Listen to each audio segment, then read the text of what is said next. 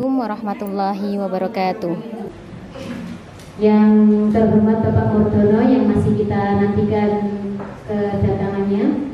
Yang terhormat Ibu Pristia Mayesti selaku pengajar praktek program guru penggerak di angkatan keempat Kabupaten Magelang. Yang terhormat Bapak Eko Susanto selaku Ketua KKG Pelajaran Pendidikan Jasmani dan Olahraga di Kecamatan Candimulyo. Yang terhormat Ibu Yuliana Romah Yuliana selaku guru penggerak dan merupakan salah satu guru PJOK di Kecamatan Candimulyo. Serta kepada Bapak Ibu guru PJOK se-Kecamatan Candimulyo yang saya hormati dan saya banggakan. Hadir di sini memenuhi undangan dari guru penggerak kita mata pelajaran PJOK.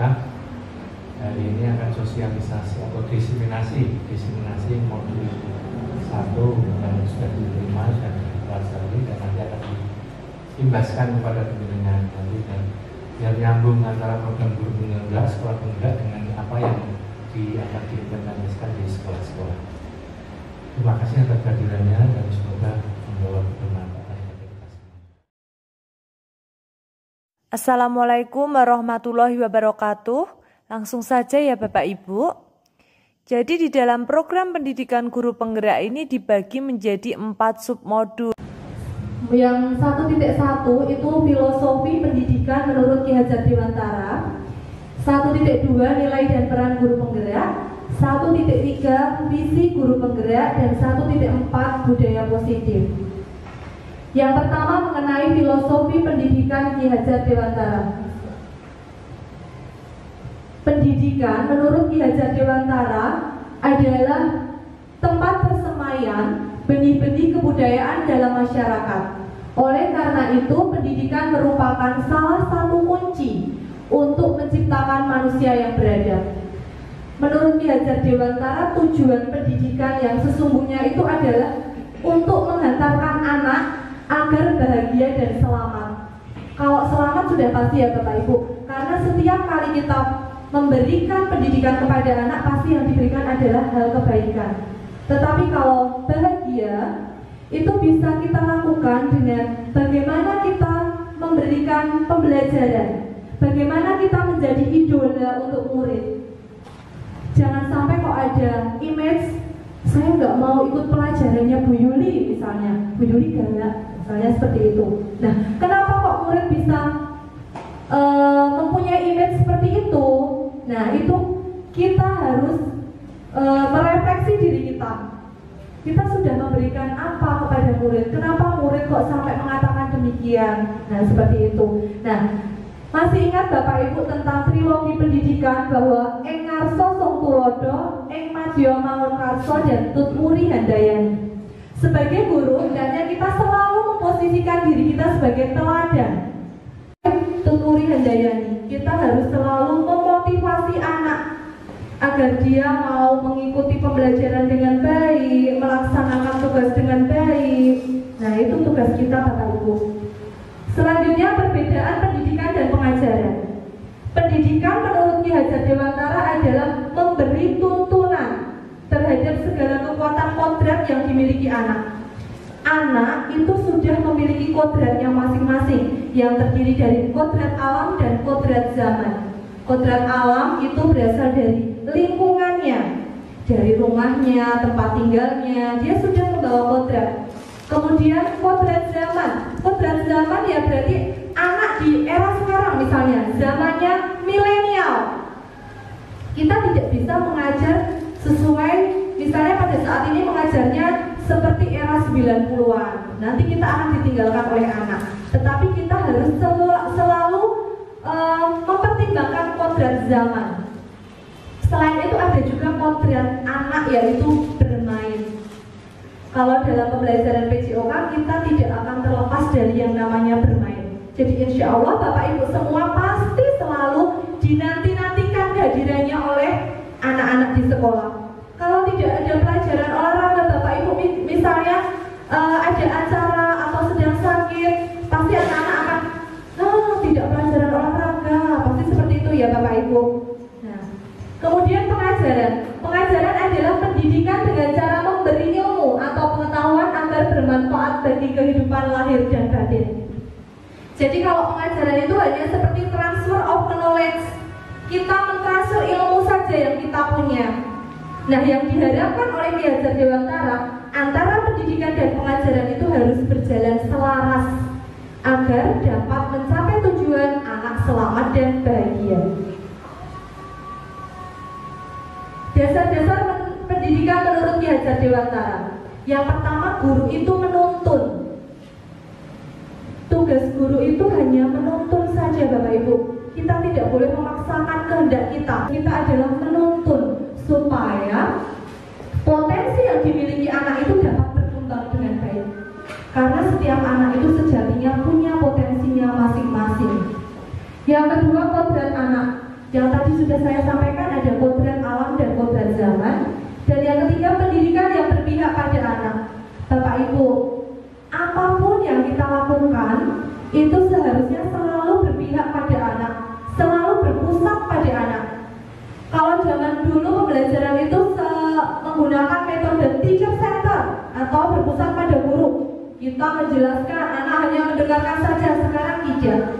Sekarang adalah teacher center, student center. Student center. Jadi pusatnya adalah ke anak. Mau anak seperti apa? Anak maunya pembelajaran yang bagaimana? Kalau hanya menonton, anak tentu bosan. Nah, seperti itu. Jadi semua pembelajaran itu harus berpusat pada anak, berpihak pada anak. Dan apapun yang kita lakukan, seperti pengembangan diri misalnya, kita ikut di klub, itu juga harus selalu orientasinya pada kebutuhan anak, berpihak pada anak. Yang keempat, anak bukan tabula rasa.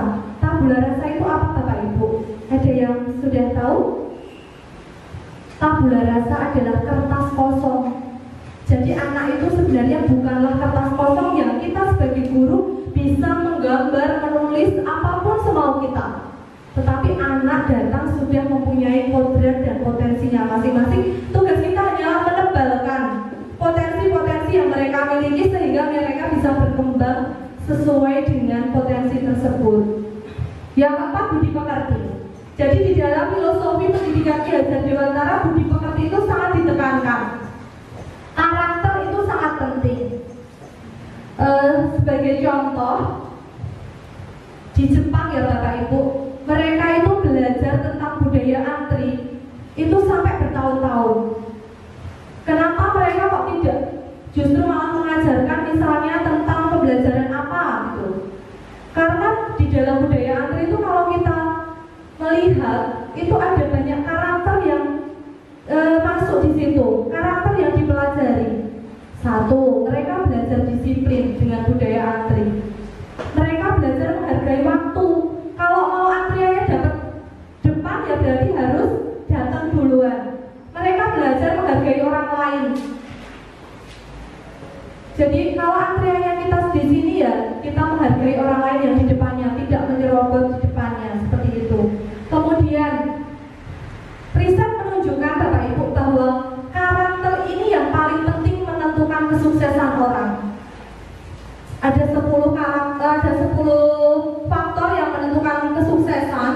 Karakter itu di urutan nomor 1, misal jujur, itu menentukan kesuksesan seseorang. Bukan intelektual justru di urutan pertama, tapi kejujuran. Yang kedua kedisiplinan, yang ketiga menghargai orang lain, yang keempat mampu menjalin hubungan dengan orang lain, dan yang kelima baru intelektual, IPK misalnya, atau nilai, itu di urutan kelima. Dan yang terakhir, guru diibaratkan sebagai seorang petani. Kalau guru petani berarti murid apanya Bu?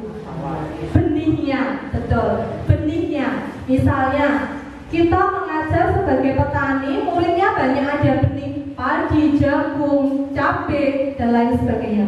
Kita tidak bisa terus memaksakan yang tadi padi itu tumbuhnya menjadi jagung, tidak bisa. Tetapi padi itu tetap akan tumbuh menjadi padi. Hanya saja yang diinginkan padinya adalah padi yang berkualitas. Betul. Bagaimana caranya? Caranya adalah dengan menyiapkan ladang yang bagus.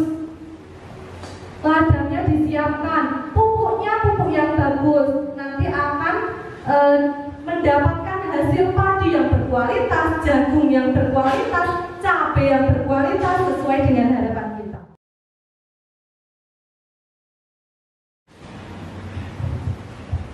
Nah, itu tadi di dalam modul 1 yang sudah kami pelajari tentang filosofi Ki Hajar Dewantara. Yang kedua adalah nilai dan peran guru penggerak. Jadi guru penggerak itu memiliki nilai-nilai yang harus kita kembangkan. Sebenarnya tidak hanya guru penggerak Bapak Ibu, tetapi guru pada umumnya. Yang pertama nilainya adalah mandiri. Jadi diharapkan itu kita bisa melakukan sesuatu sendiri, tidak hanya bergantung kepada orang lain. Yang kedua reflektif. Kenapa kok harus reflektif? Sebagai guru, tentunya setiap hari kita harus merefleksikan diri.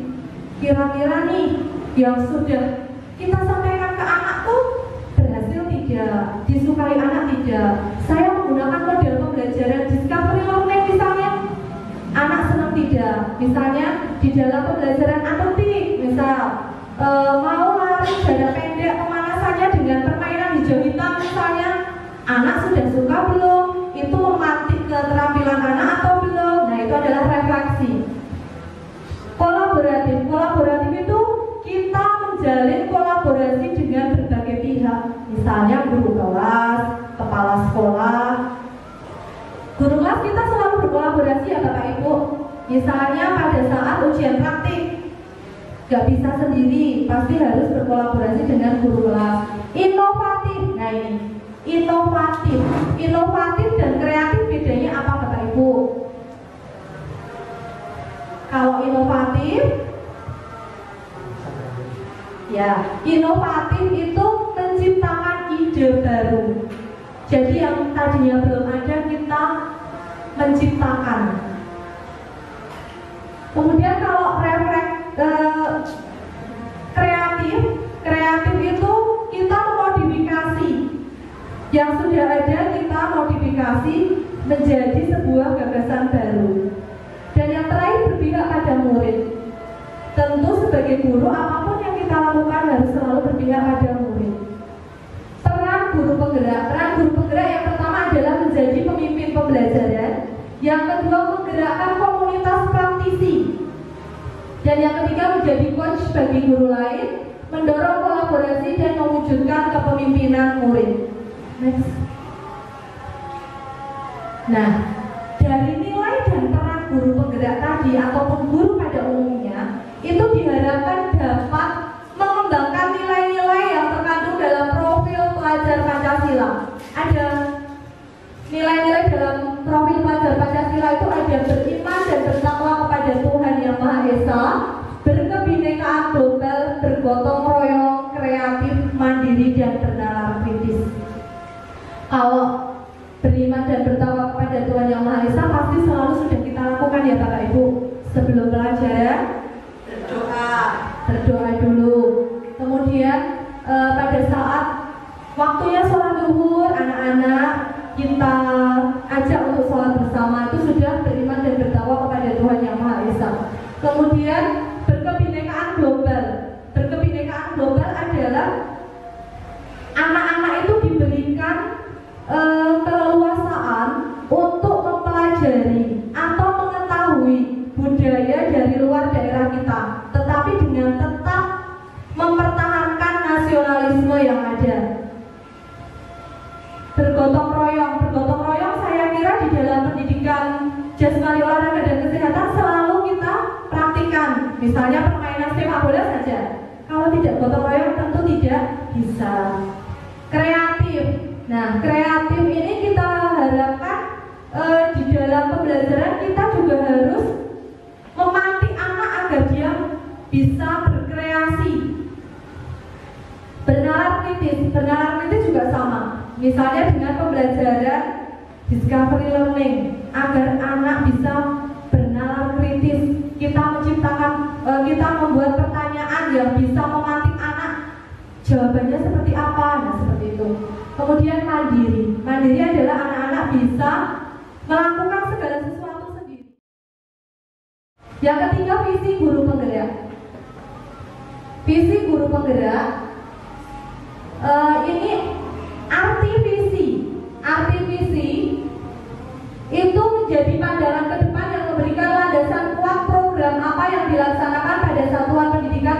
tercapai visi tersebut. Kenapa kok visi itu penting di dalam pembelajaran misalnya?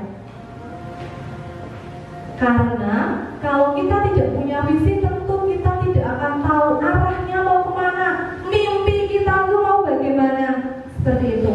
Nah, visi seperti apa yang Anda harapkan sebagai guru? Pengennya itu murid yang bagaimana? Bagaimana visi tersebut dapat tercapai? Visi tersebut dapat tercapai bisa dilakukan dengan inquiry apresiatif tahap bagja. Inquiry apresiatif adalah manajemen perubahan yang membawa perbaikan dalam suatu sistem.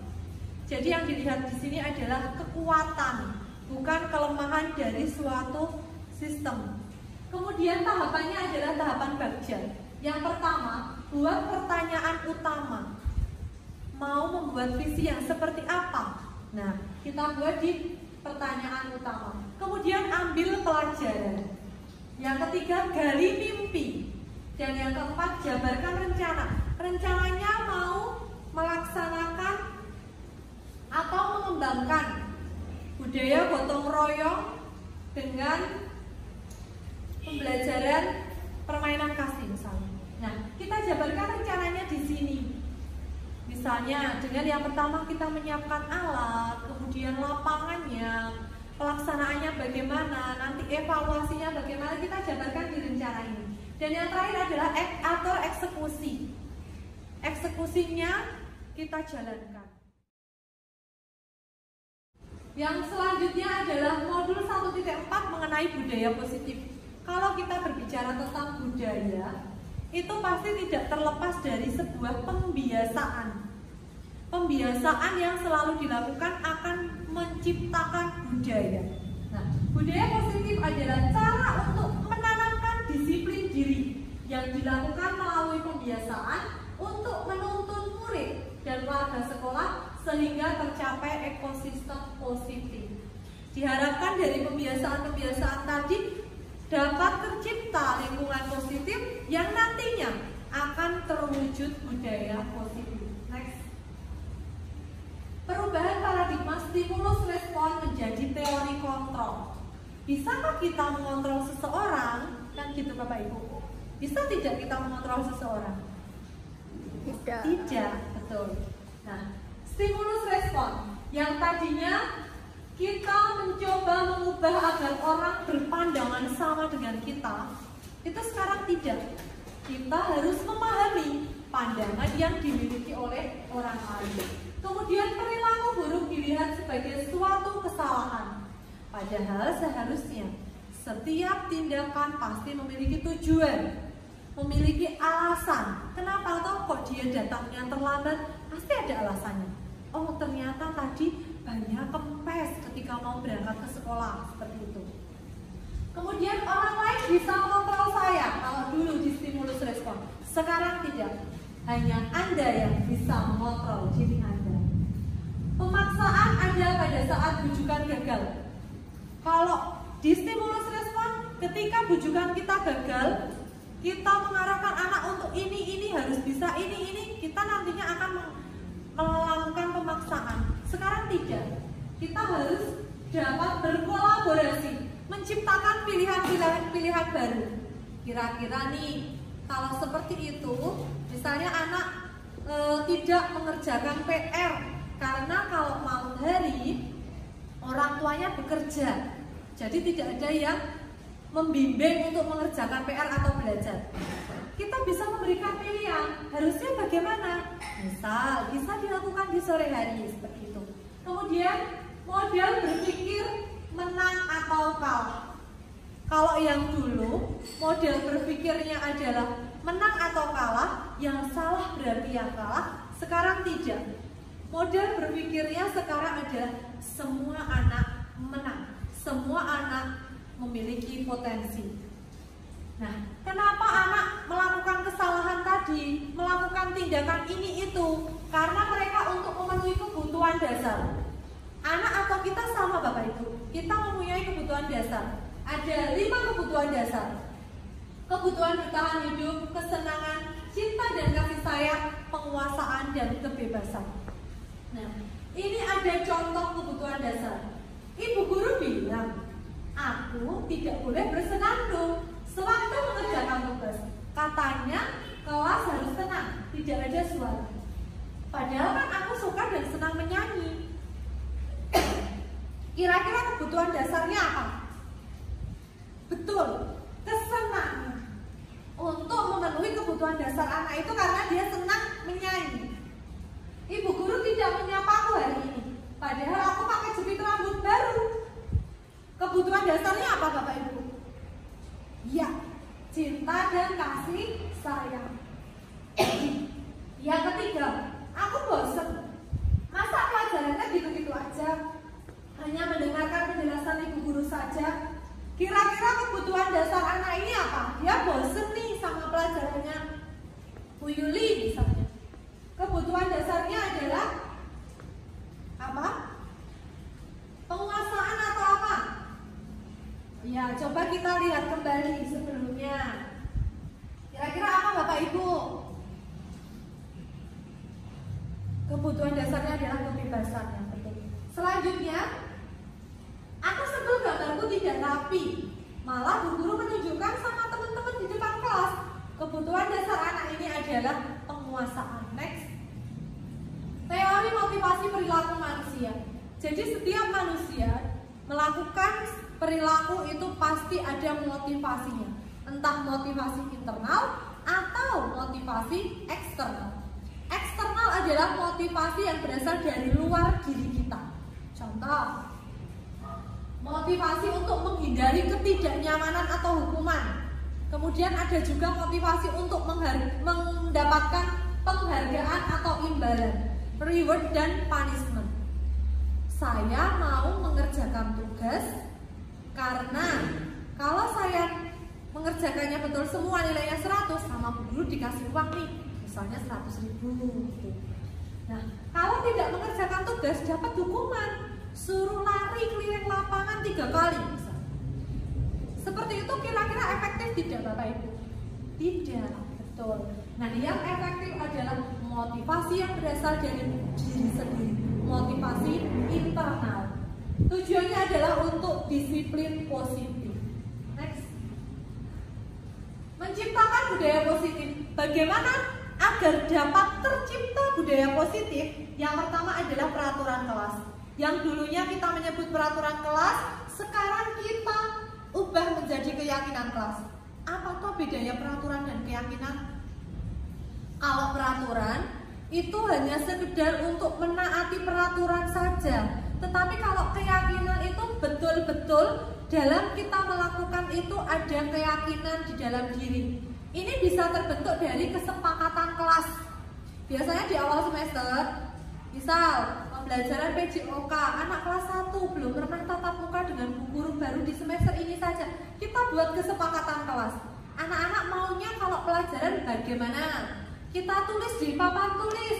Misalnya Ani menulis, saat pelajaran tidak boleh makan dan minum. Nah, kemudian Faisal menulis saling menghargai antar teman. Seperti itu. Itu adalah kesepakatan kelas yang nantinya akan membentuk keyakinan kelas. Nah, dari keyakinan kelas tersebut akan tercipta lingkungan positif yang nantinya dapat mewujudkan budaya positif. Lanjut. Keyakinan kelas, dukungan dan penghargaan. Mengapa tidak peraturan saja? Kenapa harus keyakinan? Karena apabila hanya peraturan kita hanya sekedar menaati, tetapi tidak berasal dari diri sendiri, kenapa kita melakukan seperti itu? Nah, kalau keyakinan biasanya itu sudah ada bentuk tanggung jawab di dalam diri. Contoh, mengapa kita memiliki peraturan harus menggunakan helm bila mengendarai kendaraan roda 2? Kenapa? Ya, takut ditilang misalnya seperti itu. Itu hanya karena peraturan, bukan karena keyakinan. Kalau keyakinan bagaimana kira-kira Bapak Ibu? Kalau keyakinan, apabila kita tidak menggunakan helm, nantinya kita akan membahayakan diri sendiri. Misalnya jatuh, terbentur dan sebagainya, itu adalah sebuah keyakinan. Nah, ini juga ada beberapa contoh lagi mengenai keyakinan kelas ataupun peraturan. Mengapa kita tidak memiliki peraturan 3M? Kita memiliki, menggunakan masker, mencuci tangan, dan menjaga jarak. Karena itu merupakan sebuah peraturan yang harus kita lakukan.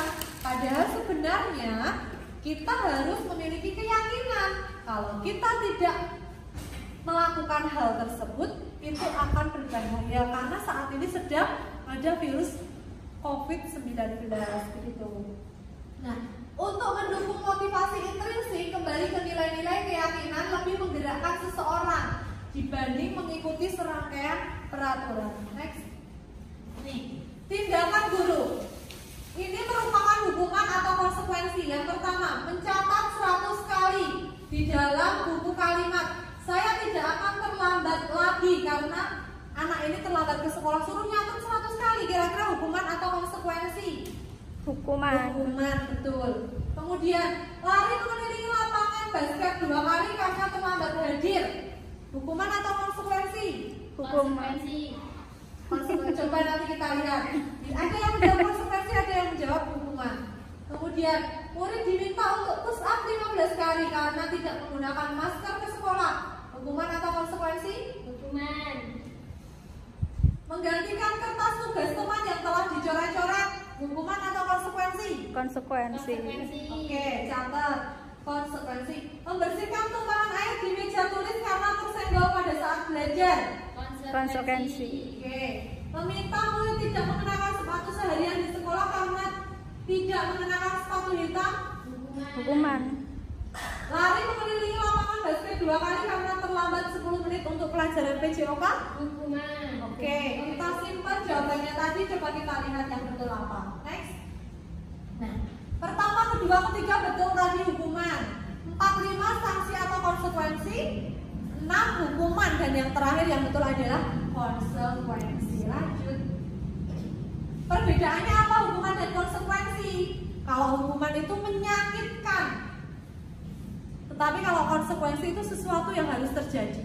Karena tadi disuruh lari 100 kali misal, semaput ya Bapak Ibu pingsan. Nah, itu adalah menyakitkan. Tetapi kalau konsekuensi beda lagi. Tadi misalnya ketika menumpahkan minuman ke dalam buku teman yang mengganti dengan buku yang baru, misalnya seperti itu.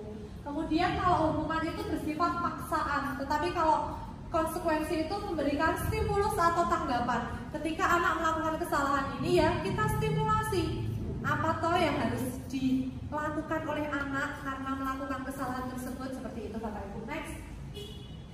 Ada 5 posisi kontrol. Yang pertama penghukum, 2 pembuat orang bersalah, 3 teman, 4 monitor atau pemantau, yang terakhir manajer. Jadi guru itu harus bisa memposisikan kontrol mereka. Mau menjadi posisi kontrol yang mana? Apakah mau menjadi penghukum seperti tadi suruh lari keliling lapangan? Nah ini adalah contoh-contohnya. Kalau penghukum tuh biasanya menghardik, menunjuk-nunjuk. Kamu itu ya datang telat, gak mengerjakan tugas, seperti itu. Kemudian membuat orang bersalah itu, kok kamu seperti itu sih? Bu guru kan udah bilang jangan pernah datang terlambat, seperti itu misalnya. Teman, memposisikan sebagai seorang teman. Kenapa toh kok kamu datang telat? Ada apa sih? Misalnya gitu. Kemudian pemantau. Pemantau itu menghitung dan mengukur. Menghitung dan mengukur kesalahannya yang dilakukan tadi. Kira-kira peraturannya apa coba tadi? Misalnya gitu. Kemudian manajer. Manajer apa yang kita yakini? Tadi kan sudah bikin kesepakatan kelas. Nah, kira-kira tadi apa saja kesepakatannya, keyakinannya, seperti itu. Dan apa yang bisa kamu lakukan untuk memperbaiki kesalahan kamu, misalnya seperti itu. Nah, posisi ideal yang bisa dilakukan sebagai posisi kontrol itu adalah pemantau atau manajer, misalnya seperti itu. Selanjutnya adalah restitusi. Restitusi itu apa? Restitusi adalah proses menciptakan kondisi bagi murid untuk memperbaiki kesalahan mereka sehingga mereka bisa kembali ke kelompok mereka dengan karakter yang lebih kuat. Kuncinya di sini adalah memperbaiki kesalahan. Bagaimana mereka dapat memperbaiki kesalahan yang dia perbuat. Tetapi nanti setelah memperbaiki kesalahan ini, anak tersebut bisa kembali ke kelompoknya dan karakternya lebih kuat, tidak akan mengulangi kesalahan yang tadi sudah dilakukan. Next. Ciri restitusi itu ada yang bukan untuk menebus kesalahan tetapi belajar dari kesalahan, kemudian memperbaiki hubungan, tawaran bukan paksaan, menawarkan. Jadi kalau kamu datang telat karena malamnya nonton bola sampai malam, kira-kira bisa kamu lakukan dengan apa agar kamu gak telat? Misalnya kalau nonton bola ya jangan sampai malam, seperti itu. Kemudian restitusi mencari kebutuhan dasar, restitusi diri, restitusi fokus pada karakter bukan tindakan, restitusi fokus pada solusi. Jadi mencarikan solusi atas kesalahan tersebut. Dan yang terakhir, restitusi mengembalikan murid yang berbuat salah pada kelompoknya, agar dia itu bisa kembali lagi ke kelompoknya, kelompok teman-temannya dengan karakter yang lebih bagus. Ada segitiga restitusi. Yang pertama, menstabilkan identitas. Maksudnya di sini ketika anak melakukan kesalahan itu kita stabilkan dulu identitasnya. Karena setiap anak, setiap orang itu pasti pernah melakukan kesalahan. Misalnya seperti itu. Kita harus bisa menstabilkan identitas agar anak itu tidak merasa saya sendiri yang melakukan kesalahan seperti ini. Kemudian validasi tindakan yang salah. Kamu pasti punya alasan, kenapa kok kamu datangnya kesiangan? Misalnya seperti itu, oh tadi banyak ke Facebook, seperti itu. Kemudian menanyakan keyakinan, kamu ingin menjadi orang seperti apa? Kamu masih ingat keyakinan kelas kita? Apa coba? Misalnya seperti itu. Next. Contoh penerapan budaya positif di sekolah. Ini dilakukan dengan melakukan aksi nyata, misalnya membangun komunikasi dua arah dalam kegiatan gotong royong Jumat Bersih. Hal ini dilatar belakangi oleh karena pandemi COVID-19, pembelajaran dilaksanakan dengan daring, maka anak interaksi dengan guru, dengan anak yang lain juga akan kurang. Mereka jarang melakukan interaksi. Akhirnya dengan adanya membangun komunikasi dua arah tersebut dapat menumbuhkan budaya positif. Gotong royongnya bisa diwujudkan dengan apa? Kegiatan Jumat Bersih, misalnya seperti itu. Next. Nah, ini deskripsinya. Aksi nyata tersebut dilakukan yang pertama dari membentuk keyakinan kelas oleh guru mapel ataupun guru kelas. Kemudian selanjutnya adalah kegiatan tersebut dilaksanakan seminggu sekali pada setiap hari Jumat, dan dari kegiatan tersebut itu budaya positif gotong royong dapat terwujud. Nah, kegiatannya dilakukan dengan koordinasi dengan kepala sekolah terlebih dahulu, guru, kemudian pelaksanaannya bagaimana, pengolahan datanya bagaimana, dan yang terakhir pasti akan dievaluasi apakah kegiatan ini betul-betul dapat menumbuhkan budaya positif gotong royong, misalnya seperti itu. Next. Sekian dan terima kasih. Kira-kira ada pertanyaan tidak dari Bapak Ibu? Ini yang saya sampaikan. Apabila ada yang kurang paham, monggo saya persilakan. Sudah paham semua Bapak Ibu? Alhamdulillah. Sekian yang dapat saya sampaikan. Apabila ada kata-kata yang kurang berkenan atau saya dalam memberikan pemaparan ada yang kurang pas, saya mohon maaf. Silakan diambil positifnya, diambil baiknya. Yang kurang baik bisa ditinggalkan. Demikian yang saya sampaikan. Saya akhiri. Wabillahi taufiq wal hidayah. Wassalamualaikum warahmatullahi wabarakatuh. Waalaikumsalam warahmatullahi wabarakatuh. Saya selaku Ketua KKB Kecamatan Candimulyo, Mapel PCOK, setelah kemarin mendapatkan atau mengikuti workshop dari Bu Yuli Rohmah dari guru SD Geneng 2, mendapatkan bekal bahwa masing-masing olahraga bisa mencermati kemampuan potensi anak, bisa mengarahkan minat bakat anak sesuai kemampuannya masing-masing, dan bisa mengarahkan hal-hal yang negatif, perilaku, perbuatan atau ucapan anak bisa diarahkan untuk mentaati aturan dan ramah sekolah. Terima kasih. Wassalamualaikum warahmatullahi wabarakatuh.